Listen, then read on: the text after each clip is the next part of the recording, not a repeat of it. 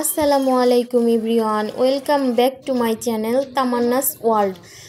আশা করি আপনারা সকলে খুব ভালো আছেন, আমরাও খুব ভালো আছি। আজকে আপনাদের সামনে নতুন ভিডিও নিয়ে হাজির হলাম। আজকে আমরা গিয়েছিলাম আমার কাকার সবজির বাগানে।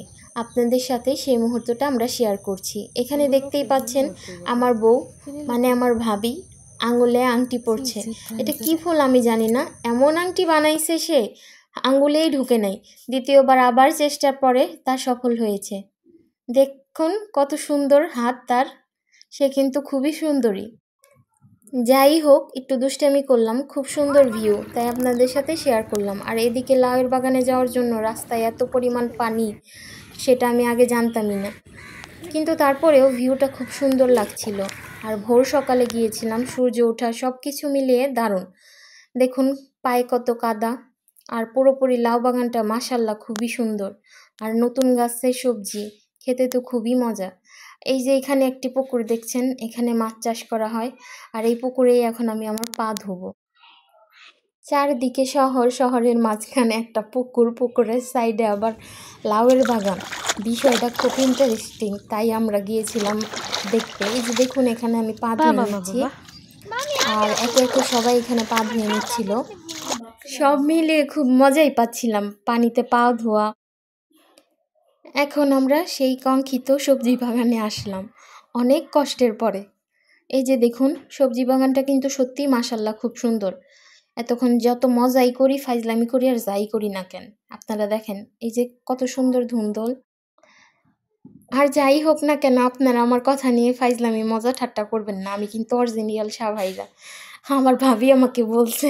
আচ্ছা, অনেক মজা ফাইজলামি দুষ্টামি অনেক কিছুই করলাম। এখন দেখেন একটা সুন্দর ঘাস ফুল ছিললাম, ফুলটা কিন্তু খুবই সুন্দর ছিল, তাই আপনাদের সাথে একটু শেয়ার করলাম। আর এখানে কিন্তু সব ধরনের সবজি অল্প অল্প লাগানো হয়েছে। আর দেখুন কত সুন্দর মিষ্টি কুমড়া, মাশাল্লাহ। কে কে মিষ্টি কুমড়া খেতে পছন্দ করেন আর মিষ্টি কুমড়া ফুলের বড়া অবশ্যই কমেন্টে জানাবেন। সব মিলিয়ে অসাধারণ, মাশাল্লাহ। দেখতে থাকেন আমরা কি কি করি। এই যে এখানে ঘাসে কুয়াশা পানি, সেগুলো আমি হাত দিয়ে নাড়ছিলাম।